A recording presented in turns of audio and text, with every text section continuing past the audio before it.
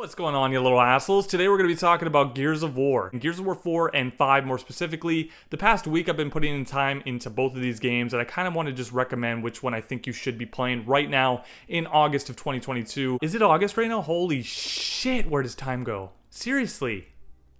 Wow, it's August. Anyways, so I could of course recommend playing 1 through 3, but I'm not going to do that because completely, to be completely transparent, those games, they hold a special place in my heart, but they just are not worth it. Anytime I go back to 1, 2, and 3 in current day, it's just every single time you're connecting to like people that are way across the world. The connections are horrible. It's laggy as hell.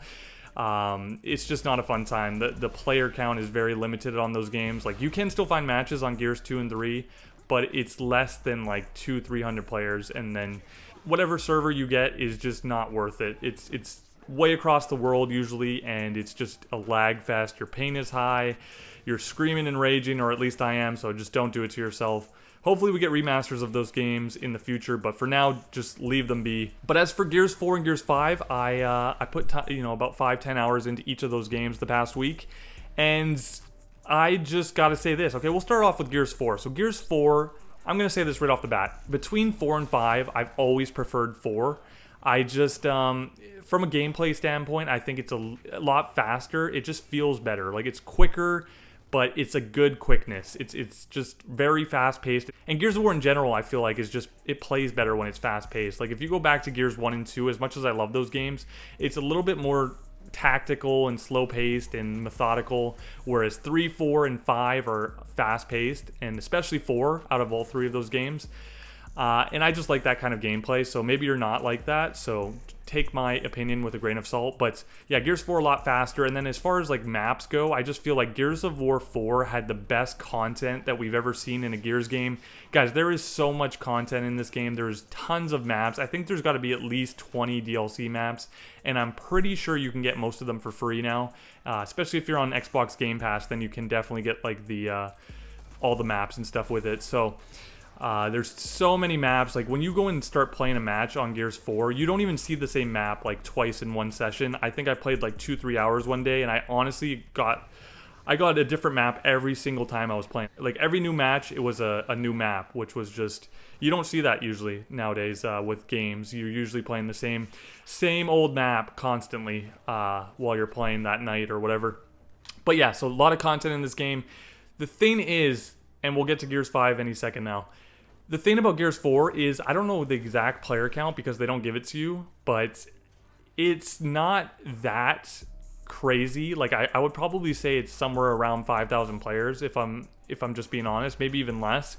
So the thing is, if you're a casual Gears of War player, you should probably play Gears of War 5.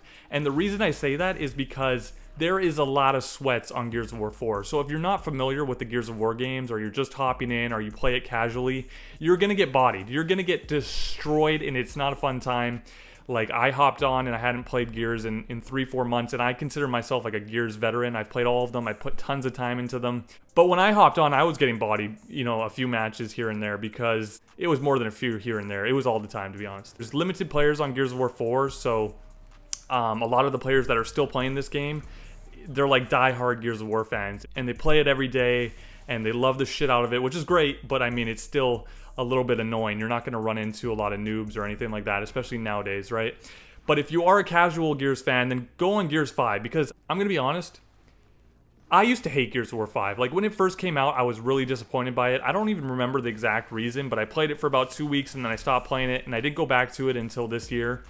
And it has grown on me quite a bit. It's grown like a hard boner on a Saturday night, if you know what I'm talking about. It's just a lot better nowadays. I feel like the maps that they've added to this game, I wasn't a huge fan of the maps when the game first came out. Like, I didn't really like a lot of them.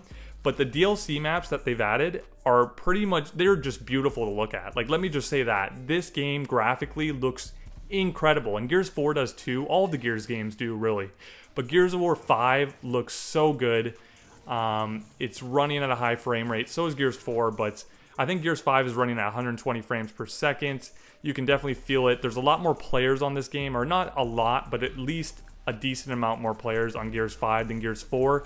And what does that mean? That means that there's going to be more noobs for you to shit on. So like I said earlier, if you're a casual player, then Gears 5 is probably what you're going to want to play, because I can tell you guys this right away. I could feel the difference when I hopped over from Gears 4 and I was playing all these sweaty tryhards, you know, that haven't gone outside in 14 days.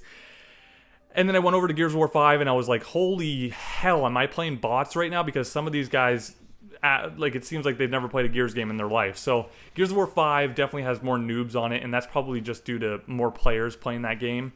You're going to run into more noobs. There's a higher probability of that happening. So yeah, Gears of War 4, I still like it better. I do. I just like it better. I don't know what it is. Maybe it's just something instilled into my brain that just won't allow me to like Gears 5 better, but I like Gears 4 better. And it's still active. There's a few modes. I think Team Deathmatch is your best bet when searching for a match. That's the one I got into the quickest. Gears 5 has a bit more variety. Like, you could play free-for-all, which is a lot of fun. Gears of War 4 doesn't have free-for-all. And then Gears of War 5, also you can play Team Deathmatch, and King of the Hill has some players in it. So Gears 5 is, both of these games, you can play whatever you want. But like I said, if you're a veteran in the Gears world and you've played these games before, go play Gears of War 4. It's still the better game in my opinion. But if you're a newbie, or you just don't play Gears that much and you don't want to have to deal with all these try-hard, sweaty assholes, then go play Gears 5. You're still going to have a great time.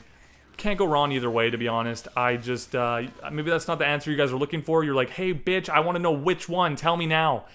I can't pick. I gave you guys my honest answer. It really just depends on how much you play Gears and how skillful you think you are at these games. But yeah, that is it. Leave a like on this video if you enjoyed. Let me know down in the comment section what Gears of War game you still play, if you play any of these. And subscribe if you're new.